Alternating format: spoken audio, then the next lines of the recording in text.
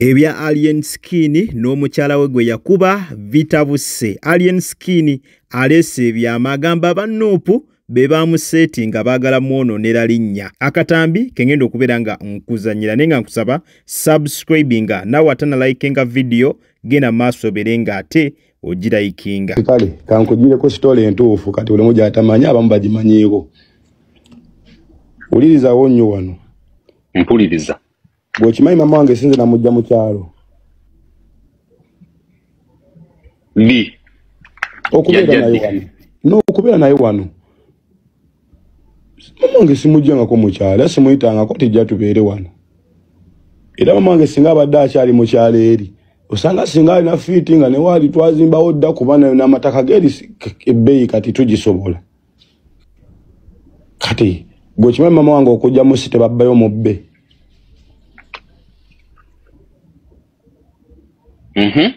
Nyumiza akutuuka katya. No. Kati nze wembeera wano eno basajja bange bajja batangaaliza nabagambye eva konsodiza ku kyetaano. Kati bwe banaaba bamanyi osiwa wano atwala buno Makindye bajja mulumu. Nze mama wange namujja mu kikomera ekya candidate omu mu Nuupu era nga bagenda omuvuga speed bwe batyo bamuteke ku mawulire nga alinibwa edda nno nga bwata wa mama ebuki buyambi omufuna omudeemu oyo tukira nze ndabayo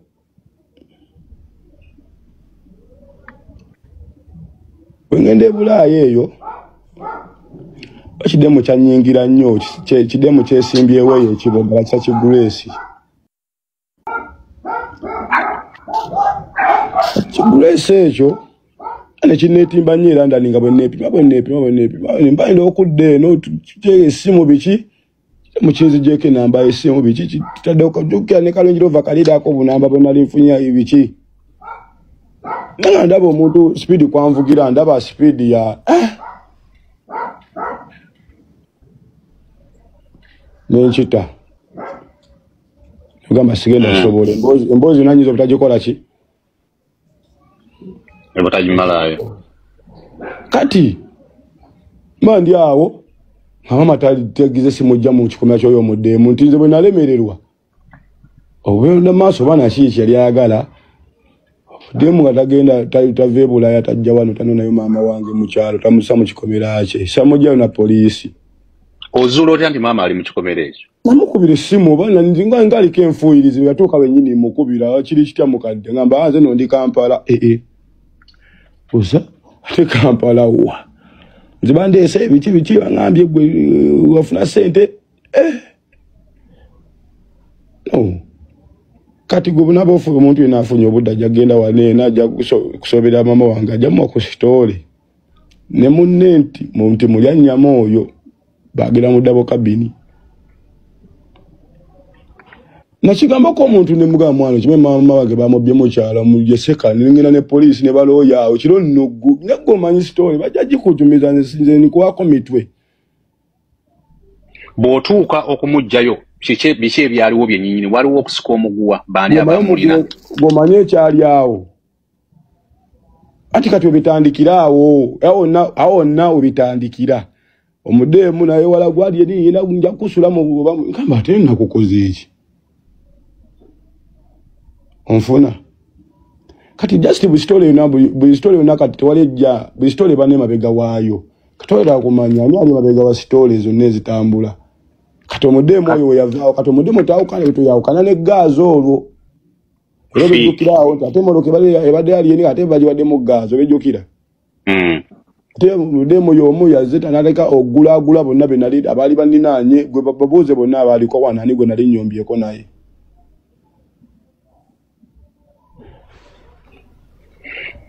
nsaba tugende butereevu ku story eno etambula y'omukyala Aisha Namuzo tuli mabega wa kino before kino kulaze nti nno nga nkyala eno gye ŋŋamba waliwo yabba maama wange mu kyalo abajja bamukwate video bwe zityo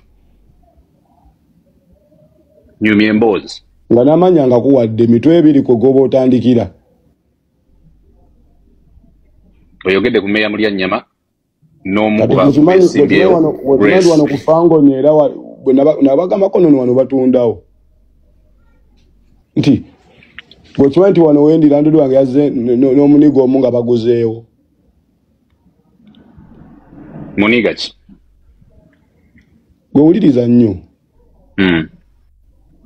waliwo abantu abalwanyisa fango ne balowooza oba fango ne balowooza ki bo balowooza oba eriya ekitegeera kati omanyi nti ne fango ne bagiwandiisa ddeyo mu bino bigundi tulwakuba bya mu nkoko tubeyo nga tukaana ssebo waliwo abaaga ogitwala mbo bagiwandiisa simanyi national register biki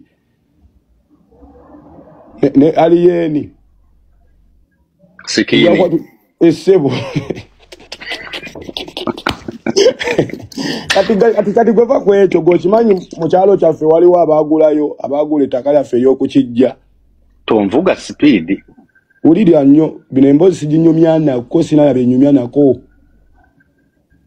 era buli kaseera buli ekiba munda beri mayirungi gange lwaki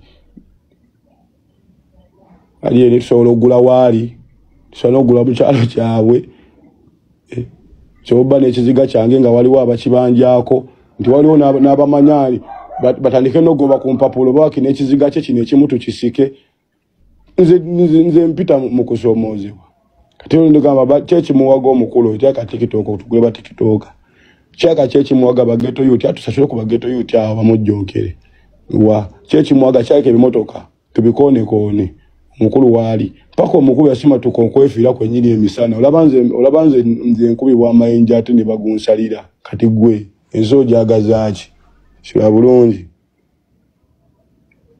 ogenzo okwebaka ng'omuntu akeera obuliri Buterevu nnyo nsonga zikyali za Alien Skin nga kwogase ne mukyala we waliwo ensonga ezibadde ziri mu kubeera nga ate Mwanatu zitambula nti Alien Skin yakuba mukyala we era wiiki eno yonna zensonga Mwanatu ate zetubaddemu ng'omukyala agamba nti Alien Skin yamukuba Alien Skin abadde takyamuwa na buyambi ng'ogasseeko n'okubeera nga ate yamugattako omukazi omulala ate n'abakwata bonna n'abateeka mu nnyumba yeemu. Omukyala yavaayo wiiki eno n'abeera nga ayasa ensonga ezo. Omukulu Alien Skin bino nno yabyegaana era ne mu katambi kova okubeera nga owulira Alien Skin agenze maaso n'abeera nga ate Mwanatu agamba nti bagezaako kubeera nga bamulwana n'awa n'ekizampo ey'okubeera nti maama we ate si ye yamujja mu kyalo. Ffenna tukimanyi nti maama wa Alien Skin abeera waka wennyininyini ewa Alien Skin. Kakati agamba nti omukwata okumuleetawo teyakikola kyeyagalire wabula yakikola okulemesa aba NUP abaali bagezaako kubeera nga bamulwana. Bano nno mbu bagenda maaso ne bagenda ekiboga mama wa Alien Skin gye yali abeera ne bamugjayo ne babaako n'ekifo we baamutwala basobole okubeera nga bamuteekamu ebigambo. Mbwera ekyali kibawambisiza mama wa Alien Skin baali baagala bamukole kyekimu kyennyininyini nga kye bali mu kukola omukyala essaawa eno, nti ekitegeeza nti n'omukyala byonna bye muli mu kulaba mu mawulire Alien Skin yagamba bandibanga ba NUP be bakirinamu omukono nga bawamba omukyala oyo ne bamubuulira ebyokwogera nti era script yandibanga mpanvu. Kati ng'agamba abo bandibanga batandika butandisi omukyala balina okumwogeza ebintu bingi nnyo nga bw'okiwulira. Abanupu aboogerwako bonna teyekwekeredde wabula agenze maaso n'abeera nga abamenya amannya. Muno nno ayogedde ku meeya Mulyannyama. Ekifaananyi ndowooza mukiraba, oyo ye meeya Mulyannyama amwogeddeko n'ategeeza nti oyo y'omu ku bali mu lukwe olw'okubeera nga bamulwana era nga be bamu abaagenda maaso ne bajjayo maama we ku mbeera ey'okubeera nga bamussaamu ebigambo nti era ayina ne okuteebereza nti ne ku luno omukyala we bandibanga be baamuggyeeyo era ne byali mu kwogera byonna waliwo amuli emabega ate nga yalina essuubi nti bandibanga banuupu omuli Meeya Mulyannyama ne Grace Nakyanzi nti bandibanga abo ababiri kwe kuli omu oba si kibombi nga be bali mugenda maaso n'okubeera nga ebigambo byonna omukyala byali mu kwogera nti bibabiri emabega oba be bawamba mukyala we nga bwe baali bawambye maama we ne bamuteekamu ebigambo ebyo abeere nga ate butereevu agezaako okubeera nga alwana Alien Skin. Alien Skin kansubire mu ddoboozi lye osobodde okubeera nga ate mwanatu omwewulirirako. Kakati ekibuuzo kiri kimu, Nuupu kiki kyeyagaza Alien Skin? Gwe bw'oba olaba ddala Nuupu esobola okugenda maaso n'okkola ebintu ebifaanaganako bwe bityo. Mulyannyama, Meeya Mulyannyama ayogerwako nga kw'ogasse ne Grace Nakyanzi aba Nuupu. Gwe bw'oba olaba mazima ddala Alien Skin tabawaayiriza basobola okugenda maaso n'okkola ebintu ebifaanaganako bwe bityo. Ye nga bafaaki. Genda mu comment section obeere nga naawe otuwa endowooza yo. Ddala gwe bw'otunulatunula mu nsonga zino olabira ddala nga bano aba Nuupu aboogerwako basobola okugenda maaso n'okukola bino Alien Skin ye nga bamwagaza ki ennyo? Kiki kyalina eky'amaanyi ekyo? Lwaki babeera bamulwana? Tuwe endowooza yo mu comment section.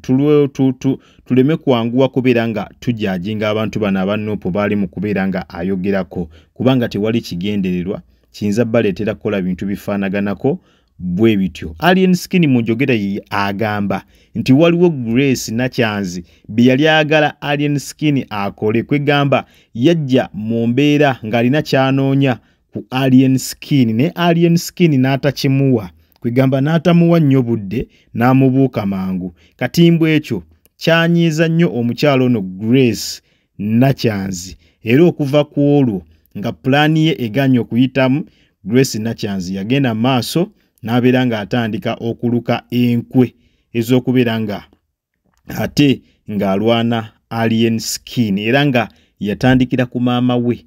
Yatandikira ku maama we genda mujjayo gye yali ekiboga n'amusembeza ng'ayagala amuleete mu mawulire mbu maama wa Alien Skin aveeyo ayogere mbu Alien Skin tamulabirira, Alien Skin yamusuulawo, kwegamba ayongere okubeera nga amukubisa mu mawulire. Naye nga gwolowooza ddala bano basobola okugenda maaso n'okukola ebintu ebifaanaganako bwe bityo, naye nga kiki ennyo kye banoonya ku Alien Skin? Genda mu comment section obeere nga naawe otuwa endowooza yo, tubeere nga tutambulira wamu nga tuwuliziganya nga twogerezeganya nga tuyitira butereevu wansi awo mu comment section. Nga wowe twogerera ensonga zibadde zikyakutte wansi ne waggulu eza Alien Skin ne mukyala we, ng'omukyala agamba ti Alien Skin yamukuba, ovudde ne kumukuba yali takyamuwa buyambi nga n'okumulabirira takyamulabirira. Ate n'ekirala bwe yagenda maaso n'awasa n'omukazi owookubiri era n'amuleeta mu maka geegamu. Ekyo kimanyi mbeera tebeera nnungi okuleetera mujjawo mu maka geegamu, era ekyo mukyala wa Alien Skin yagamba kyamuyisiza ddala bubi, era kwe kusalawo addukire mu mawulire osanga gy'anaasobola okubeera nga mwanatu ate ng'afuna obuyambi. Era abantu batandise dda okubeera nga basala eddiiro,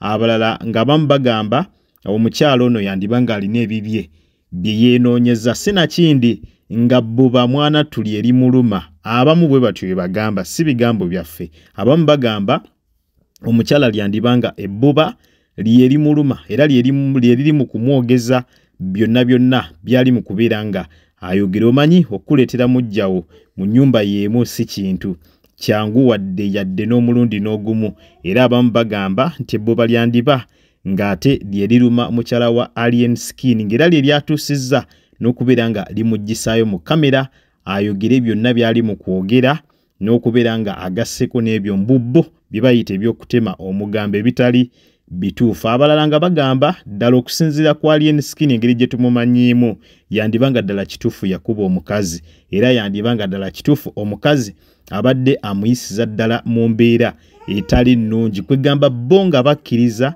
nti ddala kituufu Alien Skin yandibanga omukazi bulijjo abadde amukuba era ng'abadde amuyisa ne mu mbeera etali ntuufu wadde yadde n'akatono. Kwegamba buli omu alina endowooza ye, naye olunaku olwaleero Alien Skin avuddeyo n'ategeeza nti byonna ebyo bye mulaba, byonna ebiri mugenda maaso mu mawulire, byonna omukyalo we byali mugenda maaso n'okwogera, ekisookera ddala akkiriza nti yali mukyala we era amumanyi bulungi nnyo amuyinamu n'abaana, naye essaawa eno byali mu kwogera ne byali mu kukola byonna waliwo abamuli emabega nga balina ekigendererwa ekyokubeera nga balwanyisa Alien Skin. Era bano abamenye amannya era n'ategeeza nti banuupu be bali emabega w'omukazi ono era nga balina ekigendererwa ekyokubeera nga balwanyisa nga kwogase n'okusuula Alien Skin nga brand.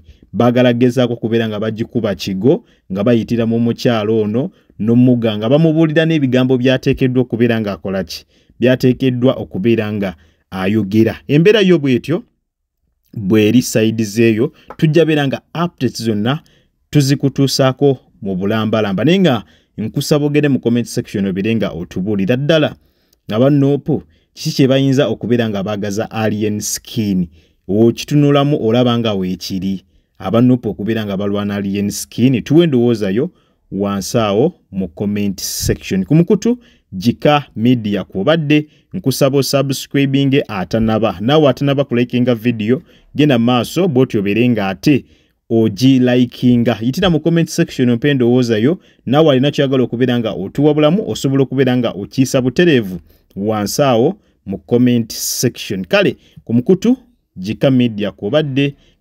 kankwerekereze akuume atakumira mpeera mweraba.